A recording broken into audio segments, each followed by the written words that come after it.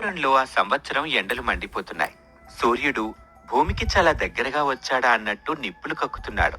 సూర్యకాంతం ఇంటి హాల్లో ఫ్యాన్ కింద కూర్చొని విసనకర్రతో విసురుకుంటూ చెమటలు తుడుచుకుంటూ నానా తిట్లు తిడుతుంది. అబ్బాబ్బాబ్బా, ఇదే వెండ్రా బాబు. కోడిగుడ్డు నేల మీద పెడితే ఆమ్లెట్ అయిపోయేలాగుంది. ఈ ఫ్యాన్ ఏమో వేడిగా మొహాన్ని కొడుతుంది. ఏమండి, ఏంటన్నారా? మనం ఏదైనా ఊటీకో కొడైకెనాలకు వెళ్దామా? నా చర్మం కందిపోతుంది. ఊటీకి వెళ్ళడానికి మన దగ్గరున్నది ఓచల్లేని కిటికీలు, ఖాళీ జేబులు కాంతం. ఈ ఎండలకి మన పొలంలో పంటలే ఎండిపోతుంటే నీకు టూర్లు కావాల్సి వచ్చినాయా టూర్లు? ఇంతలోనే చాందిని, కోమలి వంటింట్లో నుంచి చెమటలు కక్కుతూ బయటకొచ్చారు. వాళ్ళ మొహాలు ఎర్రగా కందిపోయున్నాయి. అత్తమ్మా, వంటింట్లో ఉండలేకపోతున్నాం. అక్కడ నరకం కనిపిస్తుంది. మా వల్ల కాదు, మేము వంట చేయలేము. అవునత్తయ్య, రైస్ కుక్కర్లో బియ్యం కంటే ముందే మా బుర్రలు ఉడికిపోతున్నాయి. ఏదో ఒక సొల్యూషన్ చెప్పండి. సొల్యూషన్ నా దగ్గరుంటే నేను ఎక్కడ ఎందుకు ఏడుస్తాను? అదేవిడే గర్ణించాలి. అత్తయ్య, నాకు ఐడియా వచ్చింది. మనం ఊటి వెళ్ళక్కర్లేదు, మనమే ఒక ఊటిని సృష్టించుకోవచ్చు. అప్పుడే రాజేష్ హాల్లోకొస్తూ, ఏంటి ఫ్రిడ్జ్లో దూరి కూర్చుందామా ఏంటి? కాదు బావా, మన ఊరి చివరన ఆ పెద్ద కొండ ఉంది కదా, గాలికొండ. అది చాలా ఎత్తుగా ఉంటుంది. అక్కడ ఎప్పుడు చల్లటి గాలి వీస్తూ ఉంటుంది. మనం ఈ ఎండాకాలం 4 నెలలు ఆ కొండ మీద ఇల్లు కట్టుకుని ఉంటే. కొండ మీద ఇల్లా? నీకేమైనా మతిపోయిందా? మనం మనుషులు, కోతులం కాదు. Wow Komali, super idea. అత్తయ్య, అది నిజమే. ఎత్తు పెరిగే కొద్దీ ఉష్ణోగ్రత తగ్గుతుందని సైన్స్ లో చదువుకున్నాం.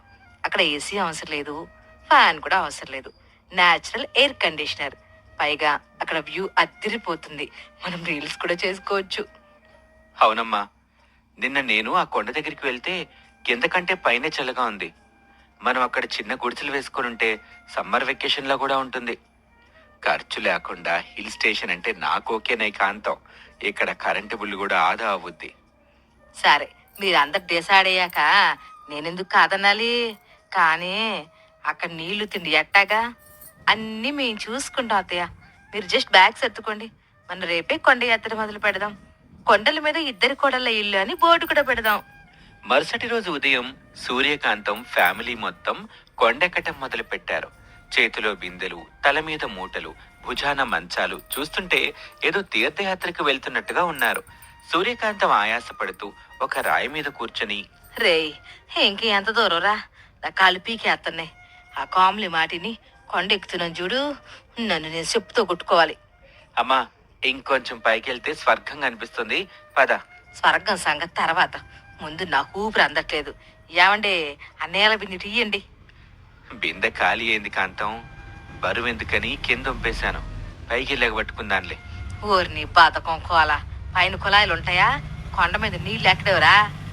అత్తయ్య, టెన్షన్ పడకండి.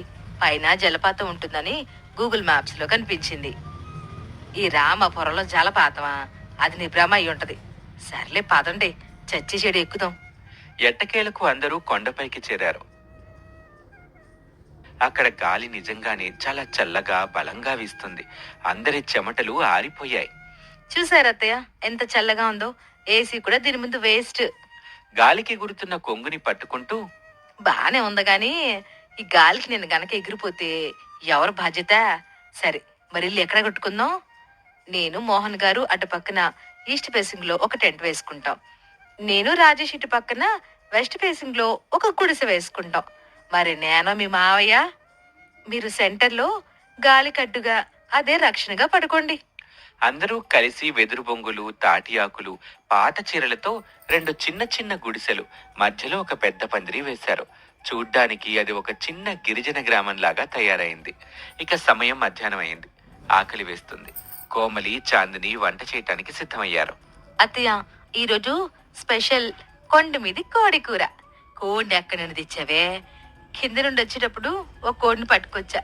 రాజేష్, స్టవ్ వెలిగించు. రాజేష్ స్టవ్ వెలిగించాడు. కానీ కొండ మీద గాలికి మంట అస్సలు నిలబడటం లేదు. అది పద్దాకా ఆరిపోతుంది. అమ్మా, గాలికి మంట రావటం లేదు. గ్యాస్ అంతా వేస్ట్ అయిపోతుంది.